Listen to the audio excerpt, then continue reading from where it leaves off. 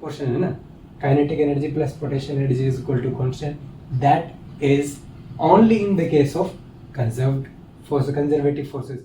Energy is always conserved, kinetic energy plus potential energy plus heat जो है आपका completely conserve रहेगा। आपने बहुत इंटरेस्टिंग इक्वेशन देखी होगी कि E is equal to delta mc square. Hello everyone, this is Deepak Parwal and welcome to the YouTube channel. So पिछली क्लास में हमने क्या है, आपके जो फंडामेंटल फोर्सेस थे उनको हमने डिटेल में डिस्कस किया। अब जो है कुछ कंजर्वेशन लॉज जो हैं, जो आपकी फिजिक्स में एप्लीकेबल रहते हैं, उनके बारे में थोड़ा डिस्कस करेंगे। थोड़ा डिटेल में डिस्कशन तो यहाँ पे स्टार्टिंग में करना सही नहीं रहेगा, तो कंजर्वेशन लॉज जो कंजर्वेटिव क्वांटिटीज़ हैं वो जैसे जैसे हम चैप्टर वाइज करते जाएंगे तो क्वांटिटीज़ जो हैं डिटेल में डिस्कस करेंगे। अब फर्स्ट चैप्टर में जो कंजर्वेशन लॉज हैं, थोड़ा बेसिक इन्फॉर्मेशन देने के लिए थोड़ा यहाँ पे कुछ कंजर्वेशन लॉज जो हैं कुछ यहाँ पे दिए हुए, तो हम जितना भी दिया हुआ है उस हिसाब से थोड़ा डिस्कस करते हैं, सिर्फ बेसिक नॉलेज के लिए एक बार। Okay, so let's start. अब पिछली क्लास में एक थोड़ा सा छोटा सा टॉपिक रह गया था, तो वो भी थोड़ा आपको बता देता हूँ। बस ज़्यादा कुछ इम्पोर्टेंट नहीं है topic, but still I thought I should let you know. एक टर्म आती है यूनिफिकेशन ऑफ फोर्सेस, तो लिखने की जरूरत नहीं है, नॉर्मल सिर्फ डिस्कस करके ही बता दूंगा मैं आपको कि क्या है। अब यूनिफिकेशन ऑफ फोर्सेस, अब यूनिफिकेशन मीन्स कोई दो फोर्सेस, तीन फोर्सेस थे, हमने उनको यूनिफाइड कर दिया, तो एक तरीके से यूनिफिकेशन हो गया। इट मीन्स कंबाइन करना किसी दो चीज़ को। तो इसमें क्या है, अगर दो चीज़ें रिलेटेड हैं एक दूसरे से तो उनको हम कंबाइन कर देते हैं। तो कौन से ऐसे फोर्सेस जो हैं वो एक दूसरे से रिलेटेड हैं और वो बाद में कंबाइन कर दिए गए, तो उसको थोड़ा हम देखते हैं। पहला एग्जाम्पल इसका यूनिफिकेशन का है न्यूटन। न्यूटन ने क्या किया, Newton unified terrestrial and celestial domain under A common law of gravity. So Newton ने बताया कि सेलेस्टियल और टेरेस्ट्रियल जो ऑब्जेक्ट्स हैं, छोटे से लेके बड़ा लेवल तक जो ग्रेविटी है उसको उन्होंने एक्सप्लेन किया और यूनिफाई किया दोनों चीज़ों को। Unification of electric and magnetic phenomena by Faraday.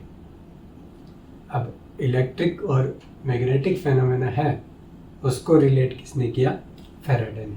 अब फैराडे ने बताया क्या, उन्होंने बोला कि जो चेंजिंग मैग्नेटिक फील्ड है वो इलेक्ट्रिक फील्ड प्रोड्यूस कर सकता है और चेंजिंग इलेक्ट्रिक फील्ड जो है वो आपका मैग्नेटिक फील्ड प्रोड्यूस कर सकता है। तो ये फैराडे ने बताया, तो एक तरीके से रिलेट कर दिया ना, इलेक्ट्रिक फेनोमेना को मैग्नेटिक फेनोमेना को रिलेट कर दिया फैराडे ने। तो यूनिफिकेशन उन टर्म्स का हो गया, ठीक है। तो आप कह सकते हो unification of forces, unification of quantities, ये जो चीज़ें हैं ये। नेक्स्ट एग्जांपल है, सबसे इम्पोर्टेंट आप कह सकते हो कि लाइट इज इलेक्ट्रोमैग्नेटिक वेव, जो कि मैक्सवेल ने बताया। तो मैक्सवेल ने यूनिफाइड क्या कर दिया, ऑप्टिक्स को और इलेक्ट्रोमैग्नेटिक थ्योरी को। इलेक्ट्रोमैग्नेटिक वेव जो है इलेक्ट्रोमैग्नेटिक थ्योरी से एक्सप्लेन होती है, लाइट ऑप्टिक्स से रिलेटेड है, तो दोनों को मिक्स करके एक कॉमन जो था वो आपने मैक्सवेल ने उसको बताया। तो मैक्सवेल इक्वेशन वगैरह जब भी आप देखोगे 12th क्लास में या फिर आगे जब भी, तो वहाँ पे आपको पता चलेगा कि कैसे उसने यूनिफाइड किया इन दो चीज़ों को। तो ये था। सो और फिलहाल जो है unification of weak nuclear force, electromagnetic force जो है उसको कंबाइन करके इलेक्ट्रो वीक फोर्स जो है एक यूनिफाई करके, ये ज़्यादा पुरानी बात नहीं है, बट ये जो काम है इलेक्ट्रो वीक फोर्स पे, ये आप कह सकते हो कि फ़िलहाल चल रहा है, या फिर ये जो है करंटली जो कह सकते हो कि यूनिफिकेशन जो है फ़िलहाल जो हो रहा है, that is electro weak forces पे, राइट। अब जैसा मैंने बोला कि थोड़ा डिस्कस करेंगे यूनिफिकेशन क्या चीज़ है, तो ये थोड़ा हमने एक दो पॉइंट इसमें देखे, क्या एग्जांपल है यूनिफिकेशन के, ठीक है। तो इसको हमने देख लिया, राइट। उसके बाद आता है कंजर्व्ड क्वांटिटीज। सो ये इस वीडियो का जो मेन पार्ट था वो जो कंजर्व्ड क्वांटिटीज हैं उनके ऊपर डिस्कशन था। तो इसमें देखते हैं सबसे पहले कंजर्व्ड। अब कंजर्व्ड क्वांटिटीज का मतलब क्या हो कि जो क्वांटिटीज जो कि चेंज ना हो, राइट। इन टोटल अगर देखें तो वो क्वांटिटीज जो चेंज ना हो, कंजर्व्ड रहे, तो उसको कंजर्व्ड क्वांटिटीज कहते हैं। अब फिजिकल जो फेनोमेना होते हैं, डिफरेंट फोर्सेस होते हैं, बहुत सारे फोर्सेस अप्लाई होते हैं, राइट। और बहुत सारी क्वांटिटीज जो है टाइम के साथ चेंज होती है। कुछ ऐसी क्वांटिटीज जो है वो टाइम के साथ चेंज नहीं होती। तो सारी क्वांटिटीज आप कह सकते हो कि क्वांटाइज नहीं होती। सारी क्वांटिटीज जो हैं कंजर्व नहीं रहती हैं। बहुत सारी ऐसी क्वांटिटीज हैं जो कंजर्व रहती हैं। तो उनको हम डिफ्रेंशिएट करते हैं कि कैसे क्या है, कब कंजर्वेशन कंजर्व्ड रहेंगी क्वांटिटीज, कब नहीं रहेंगी, कौन कौन सी कंजर्व्ड रहेगी क्वांटिटीज। सो उसको सबसे पहले हम देखें, राइट। सो इसमें सबसे पहले एक जो है एक टर्म है, फोर्सेस की कैटेगरी होती है। तो वो मैं आपको एक बार इसमें बताना चाहूँगा कि एक होता है कंजर्वेटिव फोर्सेस और दूसरे होते हैं नॉन कंजर्वेटिव।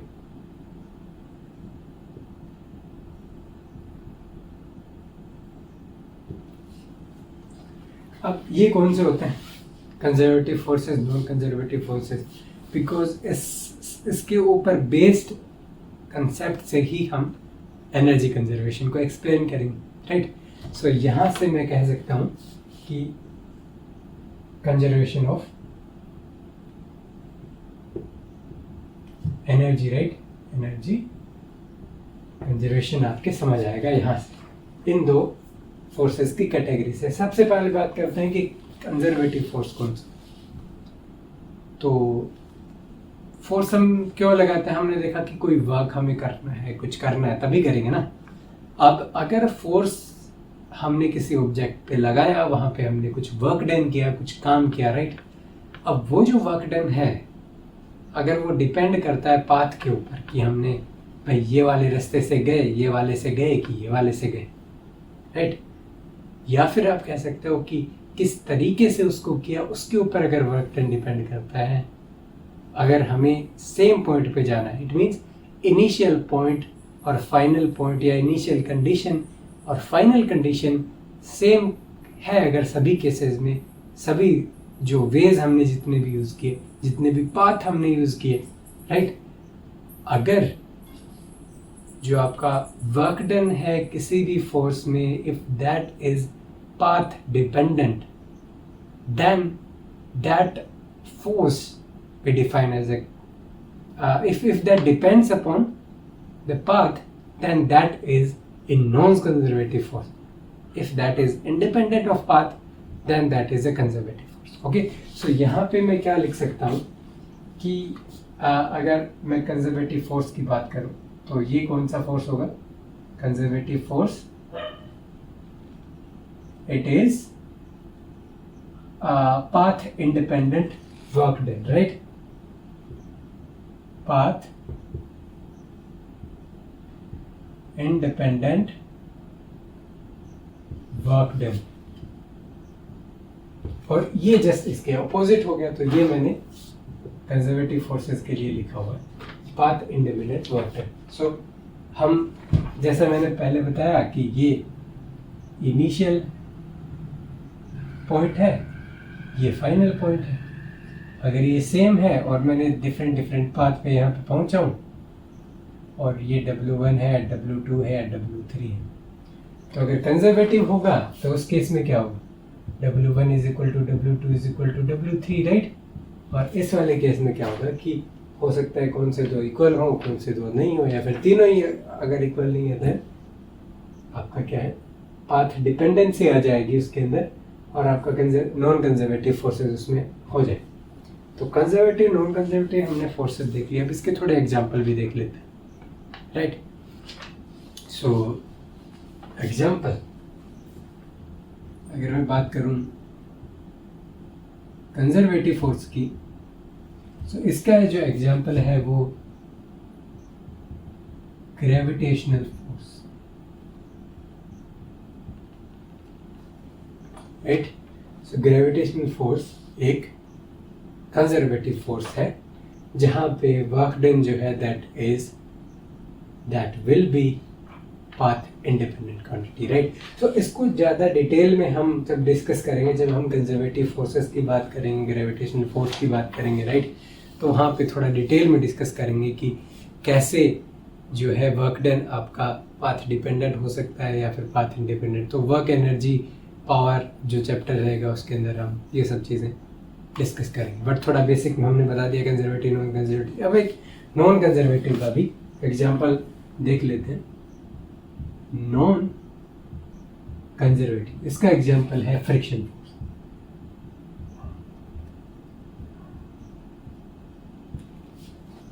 ठीक है। अब एक चीज देखें, आप कंजर्वेटिव नॉन कंजर्वेटिव में डिफरेंस कर पाओगे इस एग्जाम्पल से। अब मान लीजिए कोई सरफेस है, अगर हमें एक ऑब्जेक्ट को एक जगह से दूसरी जगह लेके जाना है, अगर वहाँ पे सरफेस में फ्रिक्शन है, तो अगर हम पाथ जितना लंबा लेंगे उतना ज़्यादा वर्क डन करना पड़ेगा, राइट। सिंपल सी बात है। अब मान लीजिए सरफेस बिल्कुल चिकना है, राइट, विदाउट एनी फ्रिक्शन है, देन यहाँ से यहाँ अगर वर्क डन किया, भले कौन सा वाला भी पाथ ले लो, अगर फ्रिक्शन नहीं है देन क्या होगा, वर्क डन तीनों केसेस में सेम करना पड़ेगा, because initial final position same है। ठीक है। So that's how you can से कि फ्रिक्शन अगर प्रेजेंट है तो क्या होगा, अगर जितना लंबा पाथ हम यूज करेंगे उतना ही ज़्यादा वर्क डन हमें करना पड़ेगा। तो it means friction is a non conservative force, right. So conservative non conservative हमने समझ लिया है क्या, इसका एग्जाम्पल क्या है। ठीक है। तो ये चीज़ आपकी कंजर्वेटिव नॉन कंजर्वेटिव की यहाँ पे आ जाती है। अब ग्रेविटी जो है उसमें फ्री फॉल में आप देखोगे कि काइनेटिक एनर्जी पोटेंशियल एनर्जी जो है दोनों का सम जो है that is a constant term, right. So वो जो चीज़ है वो इसी वजह से पॉसिबल हो पाई, because that is a conservative force, okay, because energy is nothing but work done. Okay. So यहाँ से मैं आपको क्या बताता हूँ, यहाँ से आपने बोला कि कंजर्वेटिव फोर्स ये है। अब यहाँ पे मैं एक कंजर्वेशन फर्स्ट जो कंजर्वेशन मैंने आपको बताया, कंजर्वेशन लॉ हम डिस्कस कर रहे हैं, दैट इज एनर्जी कंजर्वेशन। ठीक है। अब एनर्जी कंजर्वेशन है, उसमें एक इम्पोर्टेंट पॉइंट रहते हैं कि kinetic energy plus potential energy is going to be equal to constant और conserved only when we have conservative force. अब एक बात ध्यान दीजिएगा, यहाँ पे मैं बात कर रहा हूँ kinetic energy plus potential energy is equal to constant. I am not saying that energy is equal to kinetic energy plus potential energy. ठीक है। अब एनर्जी क्या हो सकता है, अब एनर्जी कंजर्वेशन जो लॉ है वो क्या कहता है कि एनर्जी E always conserved। अब मैंने क्यों बोला था कि एनर्जी कंजर्वेशन आपको यहां से समझ आएगा। अब एनर्जी कंजर्वेशन एक आप कहोगे कि यूनिवर्सल ट्रूथ है या कहोगे कि एक फैक्ट है, एनर्जी हमेशा कंजर्व्ड रहेगी। अब मोस्टली हम क्या करते हैं, एनर्जी को समझ जाते हैं कि kinetic energy plus potential energy that is conserved. अब ये वाला जो पोर्शन है ना, kinetic energy plus potential energy is equal to constant, that is only in the case of conserved force, conservative forces, right। but ये false होगा, ये equal नहीं होगा, conserved नहीं रहेगा kinetic energy plus potential in case of non conservative forces। अब non conservative forces में क्या एक्स्ट्रा चीज आएगी कि kinetic energy plus potential energy plus एक टर्म आएगा हीट, और यहाँ पे लाइट भी प्रोड्यूस हो सकती है, हीट भी प्रोड्यूस हो सकती है। तो ये जो चीज़ है ये यहाँ पे, तो हम जब एग्जांपल देखेंगे एनर्जी कंजर्वेशन के तो हमें समझ आ जाएगा कि भाई क्या चीज़ हम ये बता रहे थे कि kinetic energy plus potential energy. तो ये बात आप एक तरीके से इसको देख लीजिए कि जब भी कंजर्वेटिव फोर्स रहेगा, ग्रेविटेशनल फोर्स एग्जांपल के लिए हमने लिया, तब kinetic energy plus potential energy is equal to conserved रहेगी, आपकी कांस्टेंट रहेगी, राइट। किसी भी तरीके की हीट प्रोड्यूस नहीं होगी यहाँ पे, तो it means kinetic energy plus potential energy आपकी कंजर्व्ड। बट जब आपका नॉन कंजर्वेटिव फोर्स आएगा तब क्या होगा, kinetic energy plus potential energy plus एक एक्स्ट्रा टर्म आएगी जो कि क्या है, हीट, ठीक है। अब ये हीट प्रोड्यूस हो गई तब क्या होगा, काइनेटिक एनर्जी है वो हीट में चली गई। अब काइनेटिक एनर्जी हीट में चली गई, it means kinetic energy plus potential energy तो कंजर्व नहीं हुआ ना। It means conservative force only decide करता है कि kinetic energy plus potential energy आपकी कंजर्व रहेगी कि नहीं रहेगी।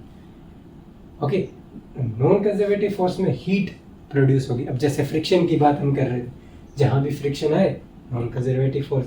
अब जहाँ फ्रिक्शन आएगा, फ्रिक्शन की वजह से हीट प्रोड्यूस होती है, ठीक है। अब जो काइनेटिक एनर्जी है वो हीट में जा सकती है और पोटेंशियल एनर्जी भी हीट में जा सकती है, और ये उल्टा भी हो सकता है, राइट।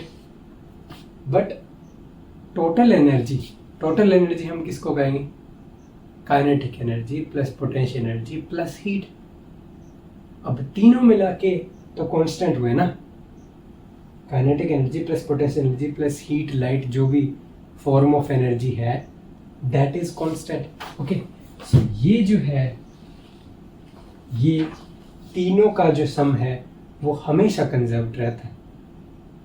अब कंजर्वेटिव में ये क्वांटिटी होती नहीं है, नॉन कंजर्वेटिव में क्वांटिटी इंट्रोड्यूस हो जाती है।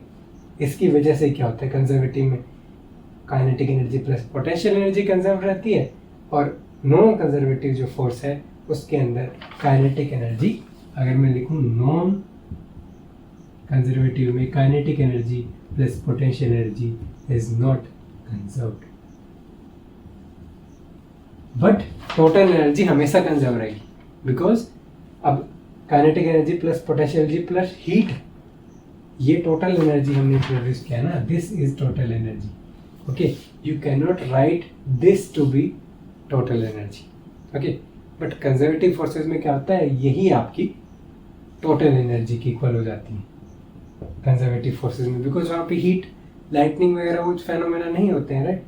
अब नॉन कंजर्वेटिव में ही ऐसी चीज़ें होंगी। तो आई थिंक आपको बिल्कुल अच्छे से समझ आ गया होगा कि कंजर्वेटिव फोर्सेस में क्या करना है, नॉन कंजर्वेटिव फोर्सेस में क्या करना है, ठीक है। ओनली सिर्फ ये डिफरेंस है कि kinetic energy plus potential energy का सम जो है वो कंजर्व कब रहेगा, जब आपका नॉन कंजर्वेटिव फोर्स रहेगा। कंजर्व्ड नहीं रहेगा, ये कॉन्स्टेंट नहीं रहेगा जब आपका नॉन कंजर्वेटिव फोर्स होगा, right. But energy is always conserved. Kinetic energy plus potential energy plus heat जो है आपका कंप्लीटली कंजर्व रहेगा। अब कुछ एग्जांपल देखते हैं जिसकी वजह से आप थोड़ा एनर्जी कंजर्वेशन है ना वो अच्छे से समझ पाओगे। तो इसमें जैसे ओके, सो हीट है, लाइट है, प्लस यहाँ पे एक चीज़ और ऐड कर सकते हो, नॉइज भी है ना। दो ऑब्जेक्ट थे, दोनों आपस में टकराए, जिसकी वजह से क्या हुआ, नॉइज पैदा हो गया, लाइटनिंग आ गई, या फिर क्या हो गया, हीट जनरेट हो गई। तो ये जो सारी क्वांटिटीज़ हैं ये ओनली नॉन कंजर्वेटिव फोर्सेस में आती हैं। तो ये सब चीज़ें समझ आ गई होंगी आपको अच्छे से, ठीक है। अब मूव करते हैं कंजर्वेशन ऑफ एनर्जी पे। हमने बताया कि चाहे कोई भी फोर्स हो, कंजर्वेटिव हो नॉन कंजर्वेटिव हो, डिपेंड नहीं करता, एनर्जी आपकी हमेशा कंजर्व रहती है। Total energy I am talking about, I am not talking about the kinetic energy plus potential energy, I am talking about the total energy of the system that is conserved. So total energy remain fixed.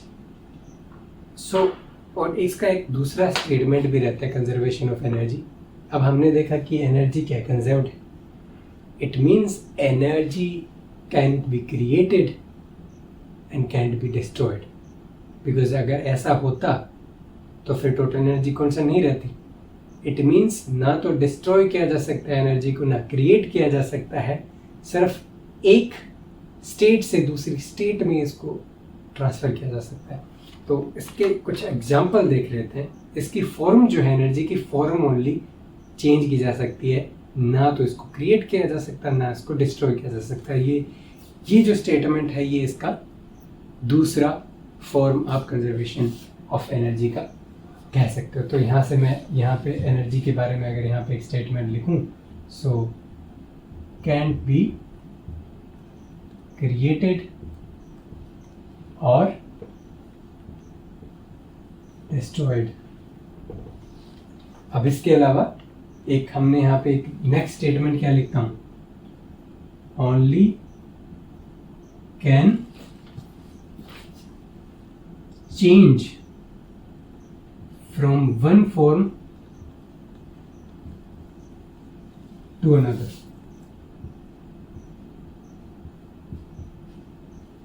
अब इसके कुछ example देख लेते हैं कि form energy कैसे change करते हैं, राइट। पहला एग्जांपल है कि इलेक्ट्रिक एनर्जी एक एनर्जी है।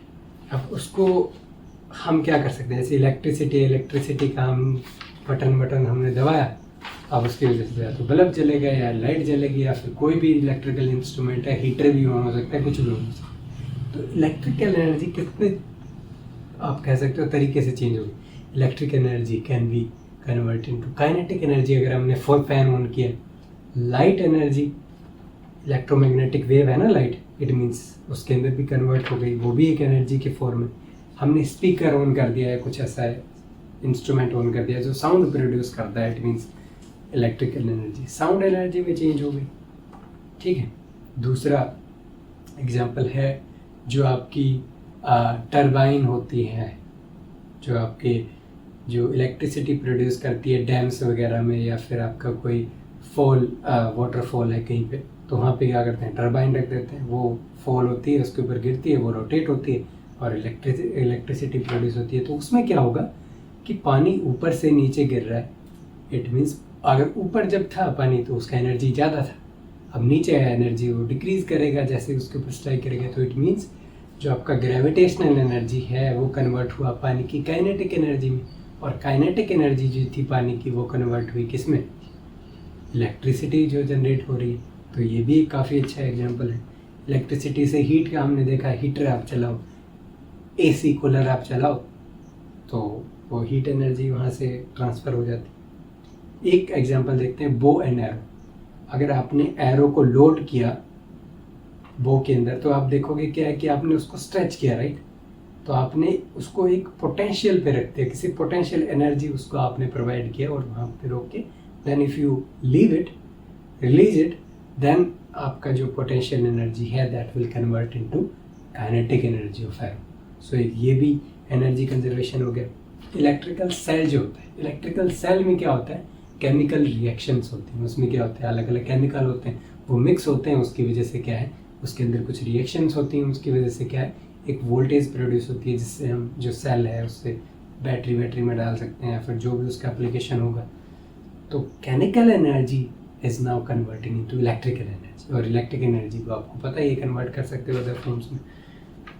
न्यूक्लियर रिएक्टर, ये भी एक सबसे इम्पोर्टेंट चीज़ है, इलेक्ट्रिसिटी प्रोड्यूस करने में यूज होता है। तो ऐसे क्या करते हैं, न्यूक्लियर रिएक्टर में क्या होता है कि न्यूक्लियर रिएक्शन होती है, उसकी वजह से बहुत सारी हीट प्रोड्यूस होती है। अब हीट जो प्रोड्यूस होगी उसको क्या है, पानी फ्लो करवाते हैं, उसके अंदर से पानी को हीट करवाते हैं, उससे फिर वेपर बनती है, और वेपर से क्या है कि एक टरबाइन के ऊपर वेपर को मारेंगे तो टरबाइन मूव करेगा, इलेक्ट्रिसिटी प्रोड्यूस होगी।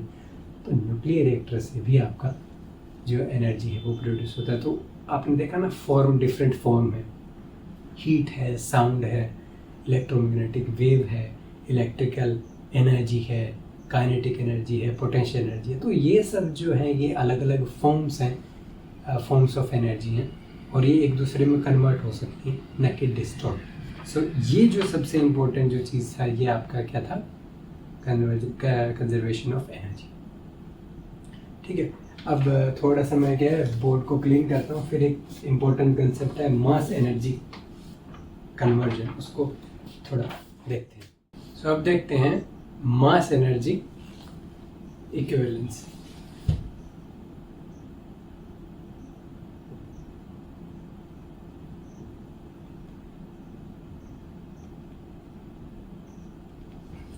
अब मास एनर्जी इक्विवेलेंस में क्या है, जैसे हमने देखा कि आपका एनर्जी जो है वो कंजर्व रहता है हमेशा, राइट। अब एक टर्म आती है कि आपका मास और जो एनर्जी है वो इंटर कन्वर्जेबल होता है एनर्जी के साथ, राइट। मास एनर्जी में कन्वर्ट हो सकता है, एनर्जी मास में कन्वर्ट हो सकती है, राइट। तो ये एक मेन कंसेप्ट है, इसको बोलते हैं mass energy equivalence. It means चाहे आप एनर्जी को मास कहो या मास को एनर्जी को, both are the same thing, because mass energy में कन्वर्ट हो जाएगा, एनर्जी मास में कन्वर्ट हो जाएगी, राइट। इसका जो मैथमेटिकल एक्सप्रेशन है वो अल्बर्ट आइंस्टाइन ने दिया था। आपने बहुत इंटरेस्टिंग इक्वेशन देखी होगी कि E is equal to delta mc², और डेल्टा E अगर मैं लगा दूँ एनर्जी प्रोड्यूस, और you can say in general E is equal to mc², right. ये आपने इक्वेशन देखा होगा, E is equal to mc²। अब ये जो m है that is the mass of object, okay, and this mass is, it can be moving mass if the body is moving, or it can be rest mass if the body is in rest, okay। So if the body is moving then we will take the moving mass, और ये relativity से related है, that's why।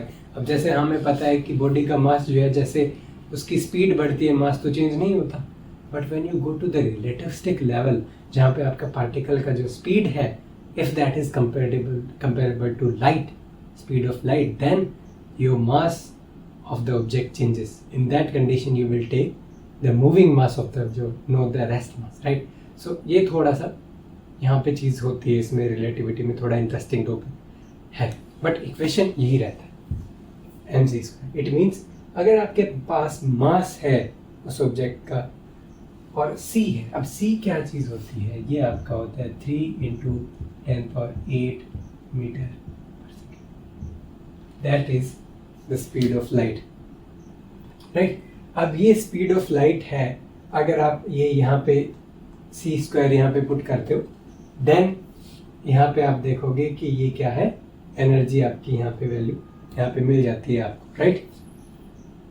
अब ये आपको पास यहाँ पे energy मिल गई, अब इट मीन्स मास एनर्जी के वक्त इक्वल आ गया, ठीक है। तो ये एक तरीके से मास, एक मास जो है कितना एनर्जी रखता है उसके बारे में इक्वेशन बताता है, राइट। अब एक इसका एग्जांपल देखते हैं कि मास कैसे कन्वर्ट हो सकता है एनर्जी में, और एनर्जी कैसे इसमें कन्वर्ट हो सकता है। एक इक्वेशन है जो एक रिवर्सिबल इक्वेशन, क्या है कि मेरे पास एक इलेक्ट्रॉन, एक पॉजिट्रॉन था प्लस एक इलेक्ट्रॉन था, ये रिकम्बाइन होंगे तो आपको पता है क्या बनेगी, यहाँ पर बनते हैं गामा रेज। ये एक एग्जांपल बता रहा हूँ आपको, गामा रे फोटोन बनते हैं, इलेक्ट्रोमैग्नेटिक वेव है ये, ईएम वेव। सो यहाँ पे मैं यहाँ पे ईएम वेव यहाँ पे लिख देता हूँ ताकि थोड़ा सा समझने में आसानी हो। ईएम वेव यहाँ पे बन गया, आप देखिए यहाँ पे पार्टिकल्स थे और यहाँ पे ये, और ये क्या है, दोनों ही मान लीजिए क्या है, रेस्ट में, ठीक है, दोनों रेस्ट में काफ़ी क्लोज थे एक दूसरे के, तो दोनों रिकम्बाइन हो गए और गामा फोटोन बन गए। और यहाँ पे 2 फोटोन्स निकलते हैं, 2 गामा फोटोन यहाँ पे निकलेंगे। तो आप देख रहे हो कि मास जो है that is converted into something else, electromagnetic wave. So mass energy में कन्वर्ट हो गया, और किससे हुआ, इस रिलेशन से हो गया। सिमिलरली अगर एक केस होता सेम, जहाँ पे क्या है कि 2 गामा रेज जो हैं वो अगर हमने करी, तो यहाँ पे इलेक्ट्रॉन प्लस एक पॉजिट्रॉन, यहाँ पे इलेक्ट्रॉन पॉजिट्रॉन यहाँ पे निकला, ठीक है। तो इसके लिए थोड़ी एक कंडीशन रहती है कि गामा रेज जो है किसी न्यूक्लियाई, हैवी न्यूक्लियाई पे स्ट्राइक करनी चाहिए, जिससे क्या है इलेक्ट्रॉन और एक पॉजिट्रॉन प्रोड्यूस होते हैं। बट इवेंचुअली क्या है, आपका एनर्जी जो है, ईएम वेव है आपका, इलेक्ट्रॉन पॉजिट्रॉन में कन्वर्ट हो रहा है। इट मीन्स एनर्जी जो आपका कन्वर्जन है मास में, और मास कन्वर्जन एनर्जी यहाँ से प्रूव हो रही। तो ये जो चीज़ें हैं, ये आपकी न्यूक्लियर जो रिएक्शंस होती हैं उसके अंदर ये जो कन्वर्जन है ये मोस्टली रहता है कि जो भी न्यूक्लियर रिएक्शंस रहेंगी उसमें mostly is equal to mc² use होगा। तो वहीं से जो आप कह सकते हो कि न्यूक्लियर जो एनर्जी कन्वर्जन है उसका जो मेन कंसेप्ट है वो इज इक्वल टू mc² से ही आया था, राइट। इसके बगैर न्यूक्लियर रिएक्शन को कंट्रोल कर पाना, ठीक है, तो वो सब चीज़ें पॉसिबल नहीं है विदाउट दिस इक्वेशन, राइट।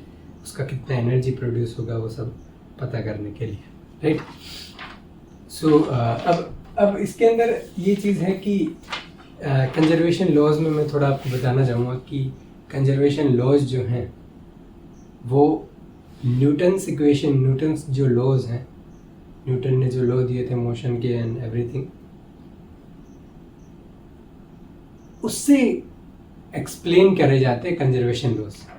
सो मान लीजिए अगर कहीं पर न्यूटन्स लॉज जो हैं अगर वैलिड नहीं रहते, आप बड़ी क्लासों में देखोगे एडवांस लेवल पे कि बहुत सारी ऐसी चीज़ें हैं जहाँ पे आपका जो न्यूटन्स लॉज हैं दोज आर नॉट वैलिड, और उन केसेस में क्या रहेगा, कंजर्वेशन लॉज आपके अकॉर्डिंगली वैलिडिटी जो है उनकी थोड़ी सी वहाँ पे आपको प्रॉब्लम आएगी उसके अंदर, ठीक है।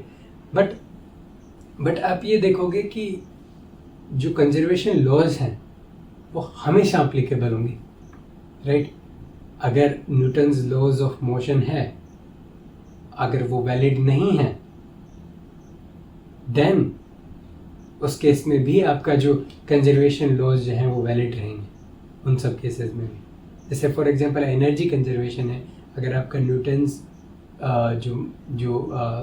न्यूटन्स लॉज हैं अगर वैलिड नहीं रहते किसी केस में, उस केस में भी आपका एनर्जी और मोमेंटम वो सब चीज़ें आपकी हमेशा कंजर्व रहेगी, ठीक है। तो ये एक सबसे इम्पोर्टेंट चीज़ मैं आपको बताना चाह रहा था कि वैलिडिटी जो है कंजर्वेशन लॉज की वो हमेशा रहेगी। और ये क्या चीज़ बताती है, कंजर्वेशन लॉज की जो वैलिडिटी है वो क्या बताती है कि यूनिवर्स में एक सिमेट्री को बताती है, चीज़ें कंजर्व रह रही, अगर कंजर्व नहीं रहती तो प्रॉब्लम क्रिएट करते हैं ना बहुत सारे। जैसे एनर्जी अगर कंजर्व नहीं रहती तो एनर्जी बढ़ जाती है अपने आप या फिर घट जाती, but it is a conserved quantity. It means ये सब कंजर्वेशन लॉ जो हैं वो यूनिवर्स की क्या बताते हैं, यूनिवर्स की सिमेट्री को रिप्रेजेंट करते हैं। तो न्यूटन्स लॉज बहुत बार देखोगे आप वैलिड हो जाएंगे, बट कंजर्वेशन लॉज हमेशा आपके वैलिड रहने वाले। तो ये जो था सब आपके कंजर्वेशन ऑफ एनर्जी है उससे रिलेटेड हमने यहाँ पे आपके बात की, ठीक है।